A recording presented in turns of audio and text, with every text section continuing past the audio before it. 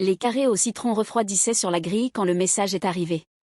Je venais tout juste de les saupoudrer de sucre glace, en faisant attention de ne pas en mettre trop comme papa détestait. Juste un souffle, disait-il toujours. J'utilisais ces mots dans ma tête comme une incantation, espérant que cela rendrait le moment plus connecté. La cuisine sentait la vanille et les agrumes, et presque toute la liste de choses à faire était cochée.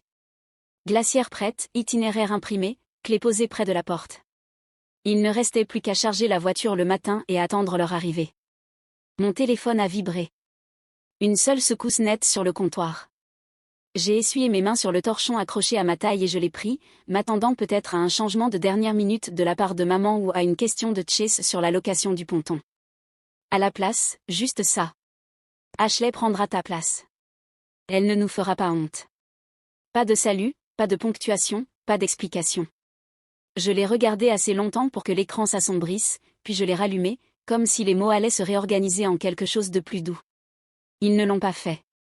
Faire honte. Comme si je n'avais pas passé 3 mois à organiser discrètement chaque détail de ce voyage. Comme si je n'avais pas choisi le chalet pour son accessibilité, appelé la boutique d'appât pour vérifier qu'il louait encore des cannes à pêche pour enfants, ou vérifier 3 fois que la douche à l'étage avait des barres de soutien pour les genoux de maman. Mais Ashley avec son rouge à lèvres parfait et son rire poli, elle ne leur ferait pas honte. Les carrés au citron sont restés intacts. Je suis allée à l'évier, j'ai lavé le bol, le fouet, la spatule. J'ai essuyé le comptoir, balayé le sol, plié le torchon en 2.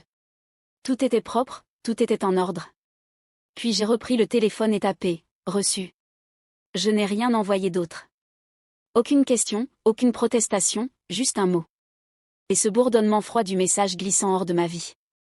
Le minuteur de la dernière lessive a sonné dans l'autre pièce. Je ne me suis pas déplacée tout de suite. Je suis restée là, les mains encore humides, sentant quelque chose bouger, pas exploser, pas se briser, juste glisser tranquillement hors de sa place. Et dans ce silence, j'ai ouvert le congélateur et commencé à sortir les repas étiquetés que j'avais préparés pour le voyage, un par un. J'ai rangé les carrés au citron dans une boîte, un par un, comme si j'avais encore une raison de le faire. La boîte resterait scellée, mais les gestes m'aidaient, comme on emballe une blessure pour empêcher le sang de couler. Sur la table de la salle à manger reposait le dossier du voyage. Je l'avais étiqueté, voyage familial au lac Hartwell, juillet, imprimé en gras, plastifié au cas où quelqu'un renverserait du thé glacé dessus. À l'intérieur, le contrat de location, les contacts d'urgence, les itinéraires vers l'hôpital local, une liste de restaurants avec option végétarienne pour Chase, et une page intitulée « Juste pour s'amuser », avec des jeux de quiz et des playlists pour les journées bateau. J'avais même imprimé des coloriages pour les enfants. Tout ça ne comptait plus. Tout ça n'avait jamais été demandé. Cette pensée me frappa plus fort que le message. J'ai ouvert le congélateur. À l'intérieur, des sacs Ziploc marqués au feutre rouge. Granola sans gluten pour Ellie, papa, sans maillot, snack, jour de bateau. Je regardais les rangées bien alignées sans me souvenir quelle partie j'avais faite par envie, et lesquelles pour qu'eux n'aient pas à le faire. J'avais réservé la maison du lac en janvier, avant que quiconque ne confirme ces dates. Payer la compte avec mes propres économies. Quand je leur ai envoyé le lien, maman a juste dit « C'est bien. Mais choisis rien de trop rustique. Le dos de ton père ne supportera pas un autre matelas mou. » J'avais personnellement appelé l'hôte pour poser des questions sur la fermeté des matelas. J'avais aussi commandé les t-shirts bleu marine avec une écriture blanche simple. Famille Brennan au lac 2025. Taille collectée, design validé, expédié chez moi. J'avais prévu de les distribuer le premier soir avec un petit toast amusant. Un truc léger pour marquer le fait qu'on était tous là. Mais j'étais la seule à être là, et ils avaient décidé que c'était déjà trop. Ça l'a toujours été, je crois. Je riais trop fort, je planifiais trop précisément, je remarquais trop vite ce que leur silence voulait dire. Ashley, par contre, s'intégrait comme un modèle de magazine. Sourire facile, voix douce, toujours d'accord. Je l'avais vue une fois essayer d'organiser les tartes de Thanksgiving. Elle avait pleuré quand la boulangerie s'était trompée de parfum. C'est moi qui ai réglé ça, j'ai traversé toute la ville et acheté 5 nouvelles tartes ailleurs.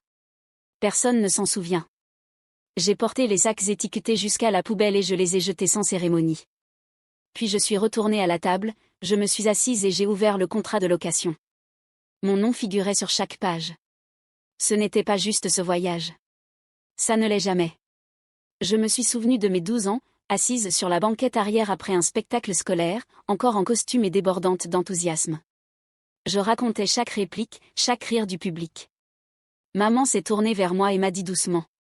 Chérie, tout le monde ne veut pas un résumé complet. Laisse les autres parler aussi. C'est la première fois que je l'ai ressenti.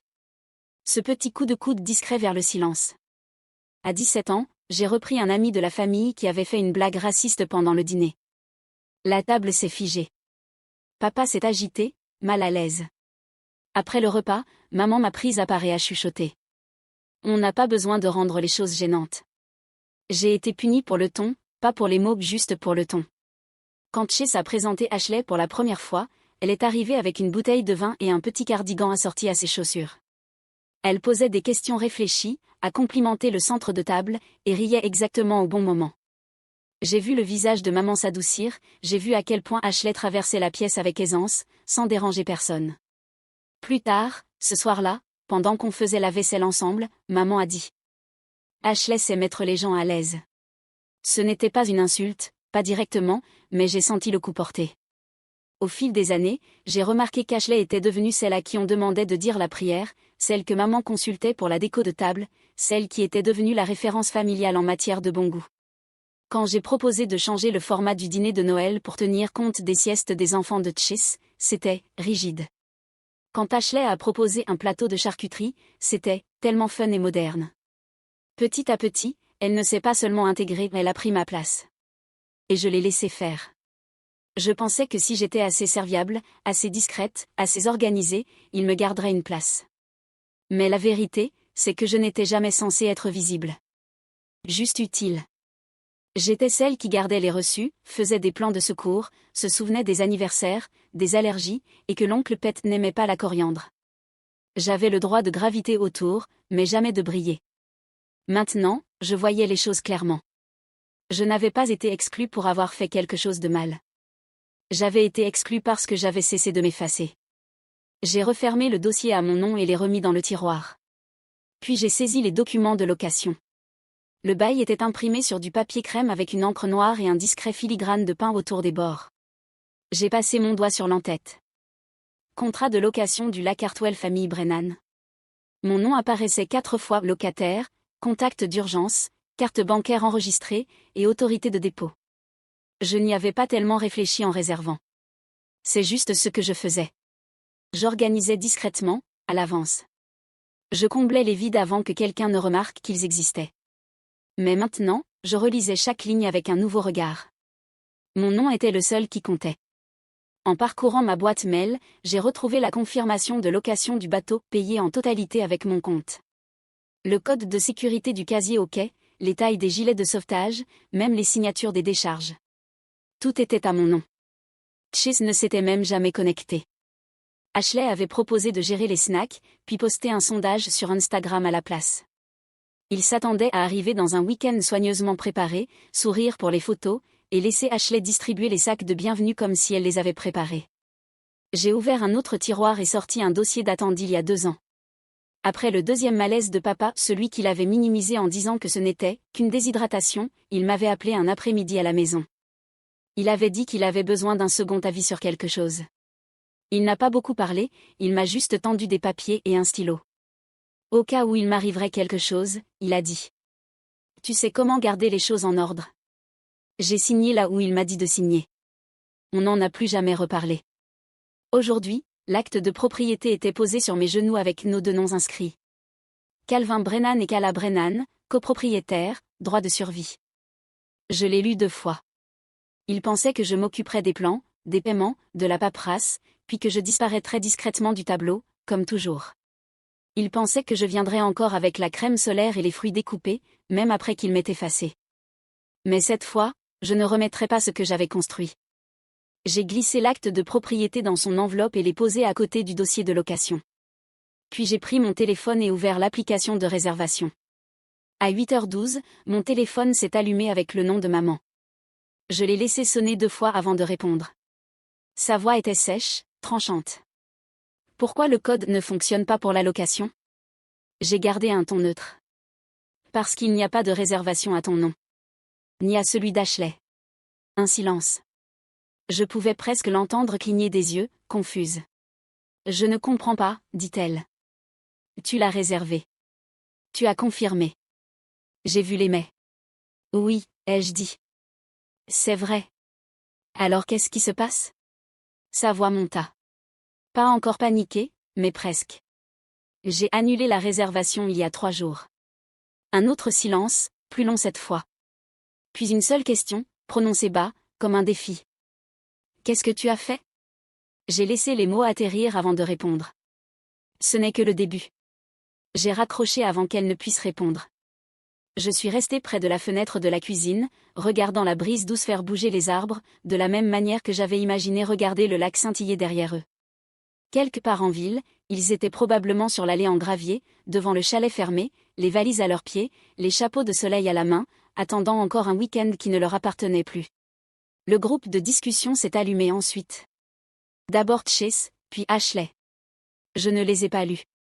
À la place, j'ai pris mon café, suis sortie sur le porche, et me suis assise sur la balançoire que j'avais poncée et vernie l'été dernier. J'avais toujours cru que être fiable, c'était rester disponible, peu importe combien de fois on me repoussait ou m'oubliait. Je pensais qu'être celle qui gérait les choses, ça voulait dire quelque chose qui s'approchait de l'amour. Mais ça ne ressemblait pas à de l'amour. Ça ressemblait à un rôle qu'ils avaient l'habitude de me voir jouer. Celui où je faisais tout fonctionner pour qu'ils puissent profiter du spectacle. Sans moi, les lumières ne s'allumaient pas. Sans moi, la scène restait sombre. J'ai ouvert le 2e message de maman. Juste 3 mots. On veut des explications. Je n'ai pas répondu. Pas encore. Peut-être pas du tout. Parce que pour une fois, ils allaient devoir trouver leur propre chemin. Ils allaient devoir affronter leur confusion, leur inconfort, leurs plans qui se défont. Des plans que je tenais ensemble comme un fil autour d'un cadeau que personne n'a jamais remercié. J'ai pris une gorgée de mon café et j'ai éteint mon téléphone. Vers midi, les messages commencèrent à arriver, lentement, comme les gouttes d'un robinet qui fuit. Chacun était une variation de confusion déguisée en inquiétude. Ashley fut la première. Ça doit être un bug du système. C'est toi qui avais réservé, non? Je l'ai regardé un moment, puis j'ai tapé. Je fais confiance au propriétaire pour gérer. Je ne suis plus impliquée. Pas d'émoji, pas d'explication. Juste ce qu'il fallait. Elle n'a pas répondu. Un peu plus tard, une série d'appels manqués de Chase. Puis un a fini par passer. Salut, dit-il, d'un ton trop détendu. Je voulais juste prendre des nouvelles. Je n'ai rien dit. J'ai attendu. Alors Ashley est un peu contrariée, continua-t-il. Elle pense que l'hôte a dû se tromper, et maman est débordée.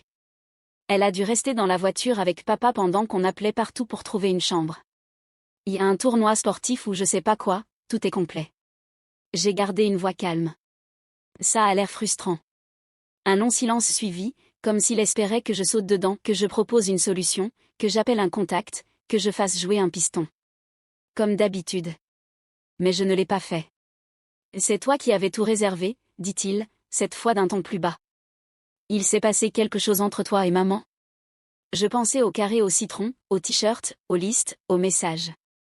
J'ai juste décidé de ne pas participer à quelque chose où je n'étais pas invitée, ai-je répondu. Il se racla la gorge. Et elle ne voulait pas dire ça comme ça, Kala. Elle pensait juste qu'Ashley pouvait t'aider à porter un peu la charge. Tu as tendance à tout prendre sur toi. Je n'ai pas répondu. Parce que ça n'avait jamais été une question de charge. C'était cette supposition que je la porterais toujours, sans jamais être vue. Écoute, reprit-il, tu peux au moins nous dire le nom de la location? Peut-être qu'on peut t'appeler directement, voir si c'est encore dispo. Je l'ai laissé mariner dans le silence une seconde de plus, puis j'ai dit. Vous trouverez une solution. Vous trouvez toujours quand je ne suis pas là pour réparer. Il souffla par le nez, un mélange de rire et de soupir. Tu as l'air différente. Peut-être que je le suis. Après avoir raccroché, j'ai préparé mon déjeuner et je l'ai mangé dehors. Sans téléphone, sans liste de tâches en vue. Juste moi et ce silence que j'avais autrefois confondu avec la solitude maintenant réintroduit sous forme de paix. Plus tard dans l'après-midi, j'ai emballé les carrés au citron restants et les ai portés à ma voisine d'en face. Elle m'avait un jour confié qu'elle adorait les agrumes. Elle ouvrit la porte avec un sourire surpris. Une occasion spéciale? Pas vraiment, ai-je dit. Juste des restes que je ne voulais pas gaspiller. Elle me remercia et prit la boîte. Tu penses toujours aux autres. Je souris. Pas toujours. Et en retournant sur mon Porsche, j'aperçus le groupe de discussion s'allumer à nouveau. Je passais le week-end à 2 villes d'ici, dans un petit gîte derrière chez mon amie Nan. Elle était en voyage avec son mari, et l'endroit était calme, à part le grincement doux des branches de pin contre les fenêtres et les aboiements occasionnels du chien du voisin. Depuis la terrasse arrière, je pouvais encore voir le lac au loin, gris et ondulant sous un ciel bleu-violet. Il a plu presque tout le samedi. J'ai observé l'orage passer au-dessus de l'eau, lourd et lent, comme quelque chose qui se rappelait comment partir. Mon téléphone est resté éteint la plupart du temps, mais dimanche après-midi, la curiosité l'a emporté. Il y avait un texto de Chase. Il te cherche. C'était tout. Aucune excuse, aucun contexte. Juste ça. Je suis restée avec ces mots un moment avant d'ouvrir mon journal. Chercher quelqu'un qu'on a effacé de ses plans, ce n'est pas du chagrin. C'est une conséquence. Je n'avais pas besoin d'envoyer quoi que ce soit pour que ça compte. Dans le silence qui suivit, j'ai préparé du thé et relu le contrat de location de la maison au lac. Les frais d'annulation étaient non remboursables. Je les avais payés sans hésiter, pas par vengeance, mais pour reprendre la part de moi qui passait sa vie à réparer les leurs pendant qu'ils avançaient sans carte. Je pensais à maman, probablement toujours convaincue qu'il s'agissait d'un malentendu. Ashley, répétant des explications pour des photos qui ne seraient jamais publiées. Et papa, silencieux comme toujours. Je m'étais souvent demandé ce qu'il ferait sans moi. Maintenant, je n'en avais plus besoin. Cette nuit-là, j'ai dormi mieux que depuis des mois. Et le matin suivant, le seul son était le vent dans les arbres et ce silence indéniable de n'avoir plus rien à prouver.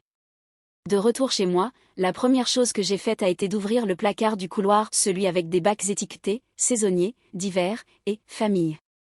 J'ai sorti la boîte marquée « Réunion de famille », à moitié remplie de vieux t-shirts assortis, de banderoles inutilisées et d'un ballon de plage dégonflé datant d'il y a 2 étés.